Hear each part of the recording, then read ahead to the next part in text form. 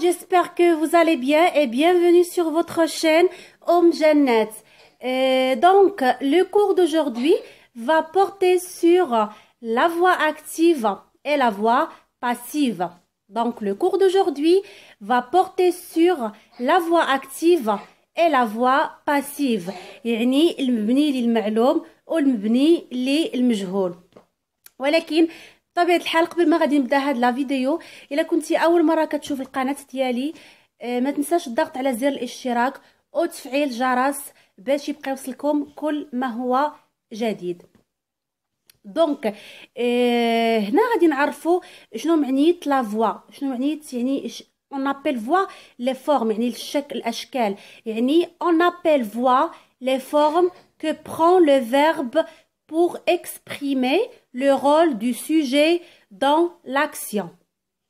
On appelle voix les formes que prend le verbe pour exprimer le rôle du sujet dans l'action.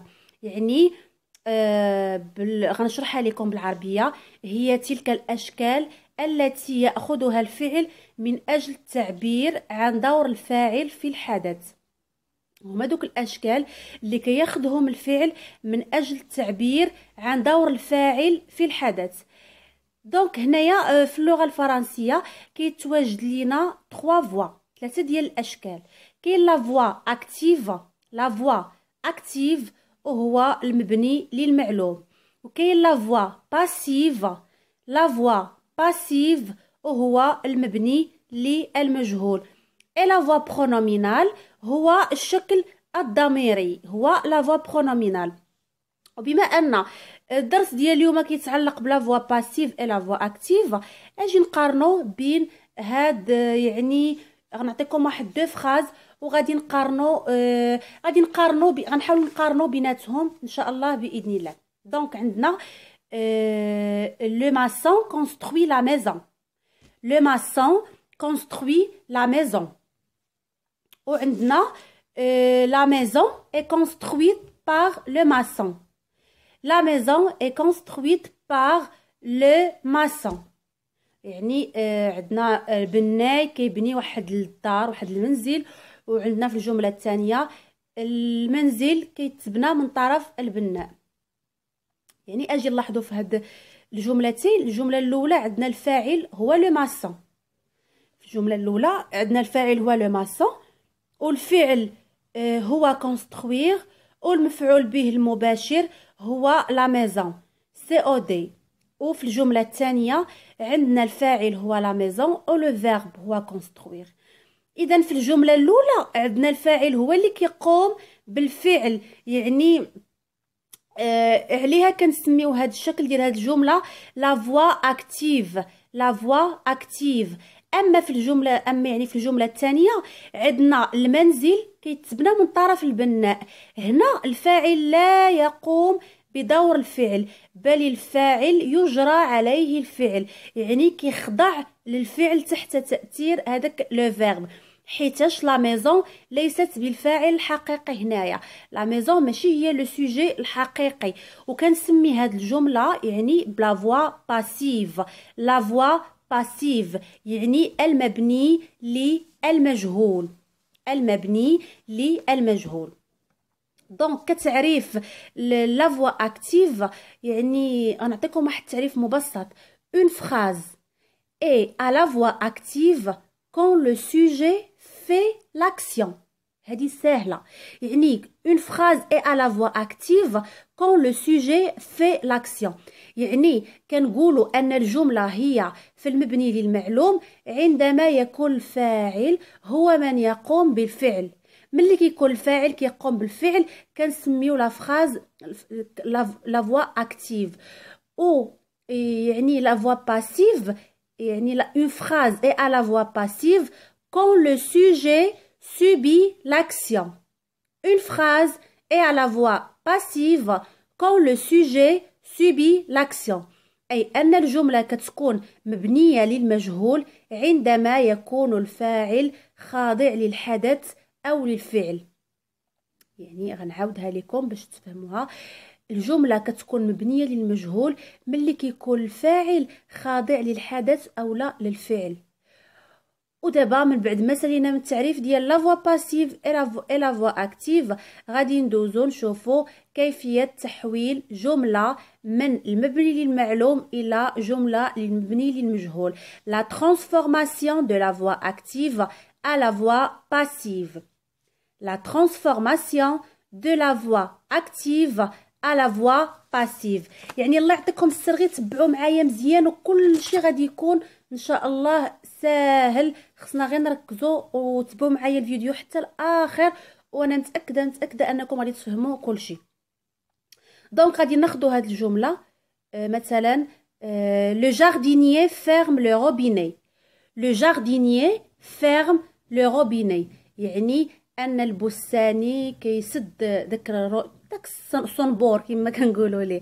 هنا عندنا جمله مبني للمعلوم يعني لا فوا اكتيف. عندنا لا فوا اكتيف علاش؟ حيتاش الفاعل هو اللي كيقوم بالفعل. اذا باش نحولوا هذه الجمله الى المبني للمجهول لا فوا باسيف، يعني غادي ناخذوا هذه الجمله اللي عندنا كتكون من لو سوجي اللي هو لو جاردينيي ولو فيرب اللي هو فيرمي ولو كومبليمون دوبجي ديريكت اللي هو لو روبيني. هنا عافاكم كاينه واحد الملاحظه الله يعطيكم السر بغيتكم تصنتوا ليها مزيان، هو ان الجمله اللي كيكون فيها الكومبليمون دوبجي ديريكت هي فقط اللي كيمكن لينا نحولوها الى لا فوا باسيف. يعني كشرط اساسي لتحويل الجمله الى مبني للمجهول خاص يكون في الجمله مفعول به مباشر، يعني كومبليمون دوبجي ديريكت. الله يعطيكم السر عقلوا على هذه القاعده حيتاش مهمه بزاف بزاف بزاف. يعني دابا غادي ندوزو نحولوا هذه الجمله من المبني للمعلوم الى المبني للمجهول. بيان سور غادي نتبعوا واحد الخطوات. الخطوه الاولى on transforme le complément d'objet direct en sujet. On transforme le complément d'objet direct en sujet يعني كنحولوا هذاك المفعول به المباشر الى الفاعل. يعني كنحولوا المفعول به المباشر الى الفاعل. والخطوه الثانيه on transforme le sujet en complément d'agent. كنحولوا الفاعل يعني الكومبليمون d'agent. والخطوه الثالثه le verbe prend une forme composée avec l'auxiliaire être. Le verbe prend une forme composée avec l'auxiliaire être أي أن الفعل كياخد شكل مركب مع الفعل المساعد. كنتمنى تكونوا فهمتوني. دونك يعني هاد الجمله اللي قلت لكم غادي تصبح لينا في المبني للمجهول le robinet est fermé par le jardinier. Le robinet est fermé par le jardinier. Donc كما قلت لكم le robinet هو le sujet est fermé كاين être plus participe passé par le jardinier هو complément d'agent. d'accord. دونك ركزوا معايا عافاكم مزيان. هنا غادي نعطيكم واحد التوضيح بخصوص تصريف الفعل من لا فوا اكتيف لا فوا باسيف. يعني كاين فيه لو بريزون لامبارفي لو فيتور. المهم بالنسبه لو بريزون غنبداو بالحاضر. عندنا مثلا لو جاردينيي فيرم لو روبيني.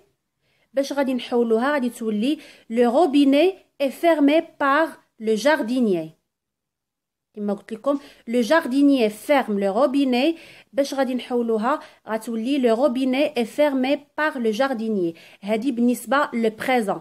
اما بالنسبه لامبارفي غادي تولي لنا هاد لا فراز لو جاردينيي فيرمي لو روبيني.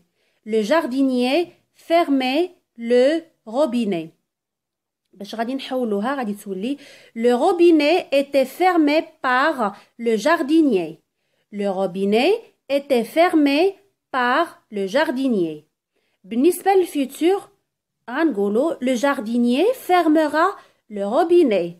Le jardinier fermera le robinet. غادي تولي لينا في المبني للمجهول le robinet sera fermé par le jardinier. Le robinet sera fermé par le jardinier. وبالنسبة للباسي كومبوزي، بالنسبة للباسي كومبوزي le jardinier a fermé le robinet. Le jardinier a fermé le robinet. وغادي تولي لينا le robinet a été fermé par le jardinier. Le robinet a été fermé par le jardinier. أما بالنسبة le passé simple كتكون le jardinier ferma le robinet. Le jardinier ferma le robinet. وغادي تولي لنا le robinet fut fermé par le jardinier. Le robinet fut fermé par le jardinier. وبالنسبة le plus que parfait كتكون le jardinier avait fermé le robinet وكتولي لنا le robinet avait été fermé par le jardinier. داكوغ هادشي يعني غير سمعوه مزيان وتفرجوا وعاودوا تفرجوا حتى غادي تستوعبوه مزيان مزيان مزيان، حيت هذا درس يعني انا بسطته لكم ما امكن باش يعني انا متاكده انكم غادي تفهموه. دونك دابا غنقدم لكم بعض من النصائح لتحويل جمله من مبني للمعلوم الى المبني للمجهول. الملاحظه الاولى كتقول seulement les phrases avec un verbe transitif direct qui peut avoir un COD peuvent se mettre à la voix passive. Seulement les verbes avec un verbe transitif direct qui peut avoir un complément d'objet direct peuvent se mettre à la voix passive. أي بمعنى فقط الجمل اللي كتحتوي على فعل متعدي مباشر يعني هي اللي نقدروا نحولوها للمبني للمجهول. يعني شوفوا ملي كان دابا في الاول كيبان لينا هادشي صعيب ويعني شي حاجه معقده، ولكن ملي كنبداو نشرحوا داكشي ايتاب باغ ايتاب كيجينا كلشي ساهل، كلشي خصو غير التركيز، كلشي خصو غير الفهمه، كلشي خصو غير يعني نركزوا واحد شي شويه في القواعد ديال اللغه الفرنسيه وكيجينا كلشي ساهل ابري. دونك الملاحظه الثانيه quand le sujet actif est en à la forme passive il n'y aura pas de complément d'agent. اي ملي كيكون عندنا واحد الفاعل نشط يعني لو سوجي اكتيف، هنا كنقصد به الفاعل اللي كيتوجد في الجمله، يعني المبني للمعلوم هو الضمير اون. في الجمله ملي تيكون عندنا اون هو في واحد الجمله ما كيكونش عندنا يعني الكومبليمون داجون، لا يكون ابدا لو كومبليمون داجون. باغ اكزومبل نعطيكم مثال on écrit une lettre. On écrit une lettre. ملي غادي نجيو نحولوها غتولي لنا une lettre est écrite. Une lettre est écrite. فهمتو؟ يعني داك on عطيتها لكم في هذه الجمله on écrit une lettre، ملي غادي نجيو نحولوها للمبني للمجهول غتولي لنا une lettre est écrite. دونك هنايا غادي نحد لكم هاد لا فيديو باش ما نزيدش نعقدكم بزاف ونخربقكم بزاف. جيسبر يعني كو vous avez bien compris la leçon ديال هاد النهار اي كو لا فيديو تكون استفدتوا منها وعجباتكم. اي سؤال مرحبا به في لي كومونتير ديالكم، فانا كنشوف كاع الاسئله. وإلا عجبتكم لا فيديو بيان سور ما تنساوش ديروا لي بارطاج مع لي زامي ديالكم باش حتى هما يبقى يوصلهم كل ما هو جديد ديال القناه.